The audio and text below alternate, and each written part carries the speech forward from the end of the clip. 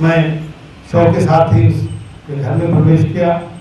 रात 11 बजे तक मान्य अखिलेश यादव जी के साथ खड़ा रहा। जिस तरह से लोग आ रहे थे, रो रहे थे, छटपटा रहे थे, तिलमिला रहे थे, वो किसी राजनीतिक व्यक्ति के लिए नहीं, वो उनको लगता था उनके परिवार का व्यक्ति गया और ये उस व्यक्तित्व की विराट का स्वरूप था कि नेताजी के बारे में तो कभी जान नहीं पाया कि वो योगेश को ज्यादा प्यार करते हैं, कि रामकिशोर आजाद को ज्यादा प्यार करते हैं, कि सूरज सिंह को ज्यादा प्यार करते हैं, कि भाई बैजनाथ दुबे को ज्यादा प्यार। जो उनसे मिला उनका हो गया। एक बात अभी नंदिता जी ने कही, घटना मेरे साथ कई बार। नेताजी के नजदीक जाइए, जब उनका स्नेह झलकता था तो सदैव उनका हाथ सर के ऊपर होता था, सदैव वो सर पे हाथ रख करके सहाराने का काम करते। अब ये 5-6 महीने पहले की बात है कि मैं उनसे मिलने गया था तो अपने आवास पर था। मैं करीब 10:30 में पहुंच गया। धीरे धीरे 1 बज गया तो मैंने 5 बजे के नेताजी में जा रहा हूँ। नहीं बेटे, क्योंकि मैं डायबिटिक हूँ, समय से खाना खाना पड़ता है तो मुझे दिक्कत महसूस होने लगी। मैंने उनसे मांगा आज्ञा कि हमको जाने की। उठे साथ के उनको छोड़ दो। अरे हमको लगा ये क्या हो, नहीं माने। गेट के दरवाजे तक आए, फिर मैंने पाँव छुआ, फिर भी नहीं माने और ला करके मुझको अपने कोठी के दरवाजे पर पहुंचाए। तब तक भीड़ उधर से बाहर खड़ी थी, पूरी की पूरी भीड़ आ गई। सिक्योरिटी वालों ने मुझसे कहा कि मोदी जी ने आपने बड़ा गलत किया, आप बताइए कैसे अंदर जाए। कि अंदर नहीं जाएंगे, इनको खाना खाना। मैं 10-15 मिनट साथ खड़ा रहा, फिर मैंने अनुरोध किया कि माने आप नेताजी खाना खाना। फिर हाथ पकड़े हमारा लेकर के अपनी डाइनिंग टेबल पर चले गए और मैं वहां बैठा करके उनको करके सब लोग बड़ी स्मृतियां उनसे जुड़ी। आज कहने लोगों तो घंटों लगेगा। आज मैं उनके राजनीतिक उपलब्धियों के बारे में आपसे बात नहीं करना चाहता। उन्होंने समाज के लिए क्या, गरीब के लिए, दलित के लिए, पिछड़े के लिए, हम पिछड़े और गरीब और दलित में मुलायम सिंह को मानना नहीं चाहते। ये शब्दावली इसका मैं घोर विरोधी हूँ कि उन्होंने दलित का उत्थान कर दिया, उन्होंने पिछड़ों का उत्थान कर दिया, उन्होंने अल्पसंख्यकों का उत्थान कर दिया। नहीं, उन्होंने समाज का उत्थान किया। इस दायरे में बांध करके मुलायम सिंह जी के व्यक्तित्व को छोटा करना मैं मानता हूँ। कोई कहले साहब बड़ा यादव नेता थे, कथे यादव नेता, मुलायम सिंह समाज के नेता और उनका विशाल हृदय इतना बड़ा था। जब हम लोग 1996 में आनंद सिंह साहब के साथ समाजवादी पार्टी में आए, मैं तो व्यक्तिगत काम में गया था। राज साहब का फोन आया कि योगेश सपा ज्वाइन कर ली। हमने अपने पिता से बात की, होगा नहीं मैं कांग्रेस नहीं छोड़ूंगा, आजीवन कांग्रेस में रहा हूं, रहूंगा। हम राज साहब के साथ गए, उनकी अनुमति लेके। जब नेताजी के साथ हम लोगों ने संघर्ष किया, लड़ाई लड़ी, बीच में कुछ व्यवधान आया, कुछ व्यतिक्रम आया, 2002 में जब मुझे समाजवादी पार्टी का टिकट नेताजी ने कानपुर में कहा कि जाओ चुनाव लड़ो, मैं आके चुनाव की तैयारी करने लगा। कुछ विषम परिस्थितियां थी, उनके सामने भी दिक्कत थी, मुझको उन्होंने दिल्ली बुलाया, मैं दिल्ली गया। छूटते उन्होंने मुझसे कहा योगेश जाके अमर सिंह से मिल लो। मैंने कहा अमर सिंह से नहीं मिलूंगा, नेता मैंने आपको मारा, अमर सिंह को नहीं मारा है। आप टिकट दीजिए, आपकी पार्टी को नहीं टिकट दीजिए, ईश्वर डाले जाएगा। मुझे टिकट नहीं मिला, मेरे साथ अन्याय हुआ था, मैंने विद्रोह किया और बहुजन समाज पार्टी से चुनाव लड़के एमएलए होके आया। और जब 2003 में समाजवादी पार्टी और बसपा के सामने विषम परिस्थितियां आई, एक राजनीतिक मुद्दे पर नहीं, एक स्वाभिमान के मुद्दे पर मैंने बसपा को छोड़ा और मैंने उस 42 सदस्यीय बहुजन समाज पार्टी के विधायकों का नेतृत्व किया। मैं मुख्य सचेतक था बहुजन समाजवादी दल जो हम लोगों ने बनाया था उसका, तो हमने बिना असर मानी मुलायम सिंह यादव जी को समर्थन किया। व्यक्तित्व उनका था।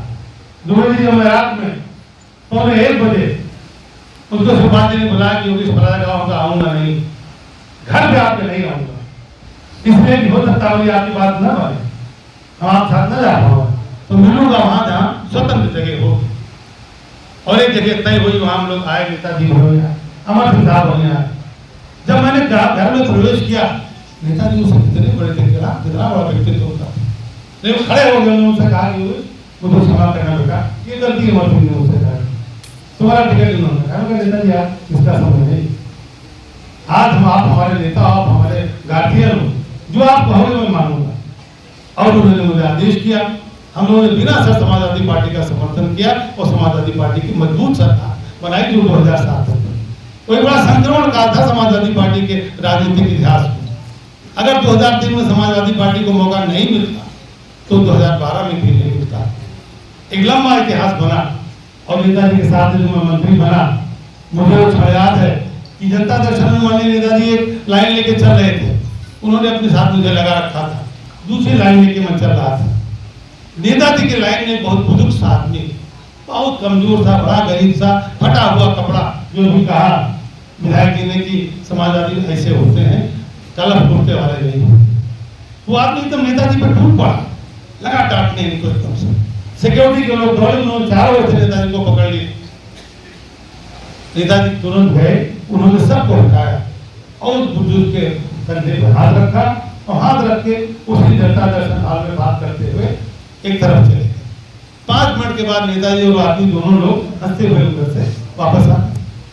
पूरा जनता दर्शन समाप्त हो गया।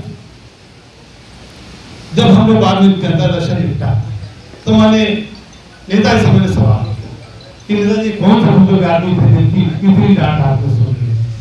तो उन्होंने कहा योगेश तुम नहीं जानते, ये 1975 का मामला है, जब इमरजेंसी लगी थी, इंदिरा गांधी और बल्लभ सिंह यादव मुझे गिरफ्तार कराना चाहते थे, तो इसी आदमी के ट्यूबवेल में मैं 4 रात 4 दिन छिपा रहा और ये औरत का कपड़ा पहन करके हमारे लिए खाना लेके आता था। इस मेरी 4 दिन की जिंदगी इस बुजुर्ग की अमानत है, इसलिए मैंने अभी तक इसको याद रखा। कहाँ सन 75 और कहाँ 2005, 30 वर्षों का लंबा समय था बीच में, लेकिन वो आदमी नेताजी के दिमाग में था। ये थे मुलायम सिंह यादव। भाई बंधु सिंह तुम मंत्री थे, मैं मंत्री था, हम दोनों अगल बगल बैठे थे। मुझे याद है नेताजी के घर की बात है, हम लोग की मीटिंग चल रही थी। नेताजी ने कहा खोल के तुम लोग बोलो कि तुम लोग जिले में क्या हो रहा। भाई पंडित सिंह जी ने एक बात मुझसे कान में कही, मुझसे नहीं रहा गया। मैंने खड़े होकर नेता से कहा कि हमारे जिले में फला गड़बड़ियां हैं। एकदम हम पर गुस्सा हो गए, तुम मंत्री हो, तुम क्या देख रहे हो, ये पंडित क्या देख रहा है, 2 मंत्री उस जिले में हो, तुम क्या देख रहे हो? तो उन्होंने कहा नेताजी ये बात हमारे और भाई पंडित सिंह के हैसियत से बड़ी चीज है, ये हम नहीं कर पाएंगे इसको। बहुत कस के नाराज हो गए, बैठो बैठ गया। बैठ गया, मीटिंग खत्म हुई, मैं अपने कार्यालय में पहुंचा। तब तक उधर से नीता सिंह का टेलीफोन आता है कि मंत्री जी के बाद कोई शिकायत आपने गोंडा के बारे में की थी और नेताजी ने कहा है कि उसका लिखित चिट्ठी मंगवाओ। मैंने तुरंत चिट्ठी मेरे पास लिखी हुई थी, मैंने तुरंत चिट्ठी उनको भेजा। उस पर तुरंत उन्होंने जांच का आदेश किया और जांच का आदेश होने के बाद में एक बड़ा ऐतिहासिक कार्रवाई हुई। उस पर सैकड़ों लोग गरीबों का हक छीना जा रहा था। वही था गोंडा का खाद्यान्न घोटाला, लोगों का हक छीना जा रहा था। बड़े बड़े अधिकारी जेल गए, जिला पंचायत अध्यक्ष जेल गए, ब्लॉक प्रमुख जेल गए, कौन नहीं गया? ये मुलायम सिंह का व्यक्तित्व था। तो आज ऐसे समय में जब हमें उनकी बहुत आवश्यकता थी, आज उनको छोड़ के हमारे बीच में नहीं। स्मृतियां तो बहुत, आपसे बात करूं तो घंटों लगेगा। और एक चीज मैं बता दूं, वो कार्यकर्ता के सर पे हाथ रख देते थे। उस कार्यकर्ता के लिए इतनी बड़ी चीज होती थी जिसकी कोई तुलना नहीं। राजनीतिक समर्थन, राजनीतिक समर्पण और राजनीतिक मदद तो हर नेता कर देता है। राजनीति में जब व्यक्तिगत संबंधों का मिश्रण हो जाता है, वही राजनीति बड़ी भारी हो जाती है। और यही उस दिन मुझको दिखाई पड़ा। कौन ऐसा था जो नहीं था?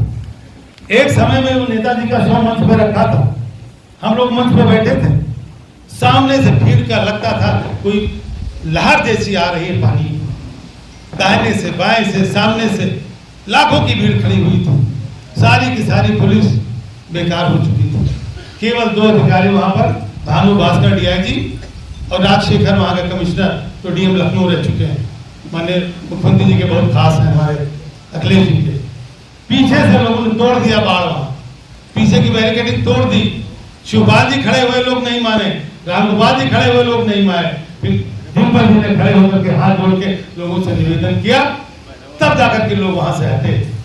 और ये बात हुई राजशेखर जी से, मैंने कहा कि एक ही उपाय है व्यवस्था बनाए रखने का, जब तक नेताजी के शव को आप दाह स्थल तक नहीं ले जा पाएंगे तब तक व्यवस्था संभाल नहीं पाएंगे। इसी तरह से दाह स्थल तक शव गया, मुखाग्नि हुई। जिस तरह से उसी दिन से लेकर आज तक माननीय अखिलेश यादव जी ने सारे कृत्यों को, सारे पौराणिक धार्मिक जो हमारे सामाजिक जितने भी जिस तरह के जो हम लोगों पर हमारे यहाँ क्रियाएं होती हैं उनको उन्होंने बड़े ही बखूबी निभाया है। आज भी नेताजी का हवन हो रहा है, क्योंकि नेताजी माने राम मनोहर लोहिया जी के अनुयायी। लोहिया जी ने मृत्युभोज का हमेशा विरोध किया था। उधर 4-5 जिलों में मृत्युभोज की प्रथा नहीं है, इसलिए 13वीं का कार्यक्रम नहीं रखा गया। आज वहां पर हवन हो रहा है, हवन की आज समाप्ति होगी। इसीलिए ये हुआ कि हर जिले में बजाय एक जगह रखने के हर जिले में नेताजी का श्रद्धांजलि समारोह रखा जाए। आज जिला ही नहीं, हमारे देश के 2700 प्रदेश में नेताजी को आज श्रद्धांजलि दी जा रही है। और एक चीज मैंने देखा, नतीजे का नाम है, बहुत प्रधानमंत्री हुए, बहुत मुख्यमंत्री हुए, एक व्यक्ति का व्यक्तित्व बहुत बड़ा था, दूसरे दल में उनका व्यक्तित्व बहुत बड़ा था, एक समय दूसरे तीसरे नंबर प्रदेश में हुआ। लेकिन जो लगाव, जो स्नेह और जो जुड़ाव माने नेताजी के प्रति पूरे देश में दिखा, ये मुझे आज तक तो दिखा। दलीय मान्यताएं टूट गई, दल की पाबंदियां टूट गई। वहां अनिल अंबानी भी धक्का खा रहे थे, शहारा श्री भी धक्का खा रहे थे, अभिषेक बच्चन भी धक्का खा रहे थे, जया बच्चन भी धक्का खा रही थी। और तेलंगाना के मुख्यमंत्री से लेकर के चंद्रबाबू नायडू से लेकर के आपके शरद पवार तक, सुप्रिया सुले तक और राजनाथ सिंह तक, कौन सा व्यक्ति जो धक्का नहीं खा रहा। एक ही लड़क सब में थी, मुलायम सिंह जी को बात देखिए।